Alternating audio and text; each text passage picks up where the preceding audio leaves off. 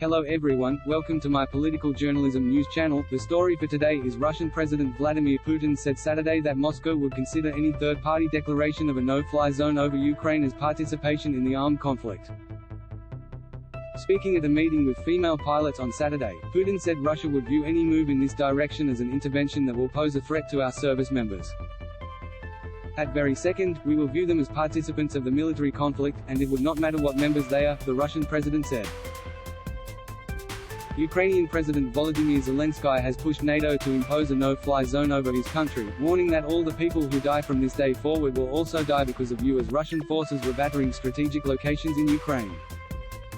NATO has set a no-fly zone, which would bar all unauthorized aircraft from flying over Ukraine, could provoke widespread war in Europe with nuclear-armed Russia. Also on Saturday, Ukrainian officials blamed Russian shelling for breaching a ceasefire arranged in two cities to evacuate civilians.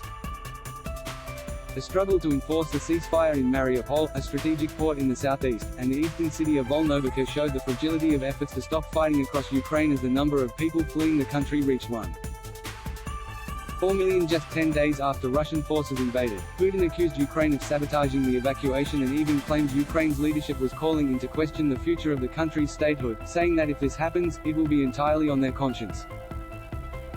Earlier, the Russian Defense Ministry said it had agreed with Ukraine on evacuation routes out of Volnovakha and Mariupol, the site of growing misery amid an ongoing assault that created desperate scenes at hospitals and raised the prospect of food and water shortages for hundreds of thousands of people in freezing weather. In comments carried on Ukrainian television, Mariupol Mayor Vadim Boychenko said thousands of people had gathered for safe passage out of the city and buses were departing when shelling began. "We value the life of every inhabitant of Mariupol and we cannot risk it, so we stopped the evacuation," he said. Before Russia announced the ceasefire, Ukraine had urged Moscow to create humanitarian corridors to allow children, women and the older adults to flee the fighting, calling them question no. Russian Foreign Minister Sergei Lavrov on Saturday said Russia was ready for a third round of talks on that and other issues, but he asserted that the Ukrainian side, the most interested side here, it would seem, is constantly making up various pretexts to delay the beginning of another meeting. Diplomatic efforts continued as U.S. Secretary of State Antony Blinken arrived in Poland to meet with the Prime Minister and Foreign Minister, a day after attending a NATO meeting in Brussels in which the alliance pledged to step up support for Eastern Flank members. In the wake of Western sanctions, Aeroflot, Russia's flagship state-owned airline, announced that it plans to halt all international flights, except to Belarus, starting Tuesday. While a vast Russian armored column threatening Ukraine's capital remained stalled outside Kyiv, the shelling in Mariupol showed Russia's determination to cut Ukraine off from access to the Black Sea and the Sea of Azov, further damaging the country's economy. Even in cities that have fallen to the Russians, there were signs of resistance, peaceful or otherwise. As homes in the northern city of Chernihiv burned from what locals blamed on the Russian shelling that's targeted Ukraine's urban areas from the start, Ukrainian officials released images showing a Russian plane they said was shot down there. Presidential advisor Oleksiy Arestovich said the situation was generally quiet Saturday and Russian forces have not taken active action since the morning. Instead it was Putin who was most on the offensive with his comments warning against a wider war.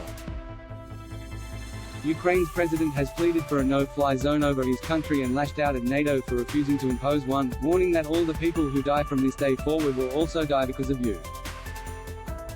NATO has set a no-fly zone, which would bar all unauthorized aircraft from flying over Ukraine, could provoke widespread war in Europe. But as the United States and other NATO members send weapons for Kyiv, the conflict is already drawing in countries far beyond Ukraine's borders.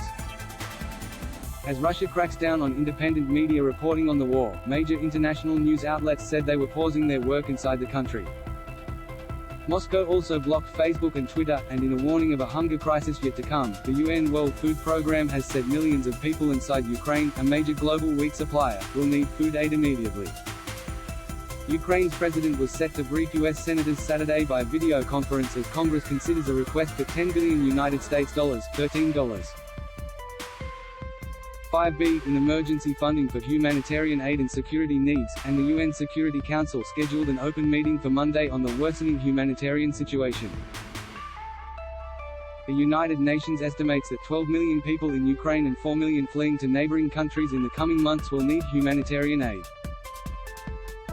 At least 351 civilians have been confirmed killed since Russia's invasion on February 24, but the true number is probably much higher, the UN Human Rights Office has said. Russia said Wednesday 498 of its troops had been killed and has not updated since. Kiev's central train station remained crowded with people desperate to flee. "People just want to live," one woman, Ksenia, said.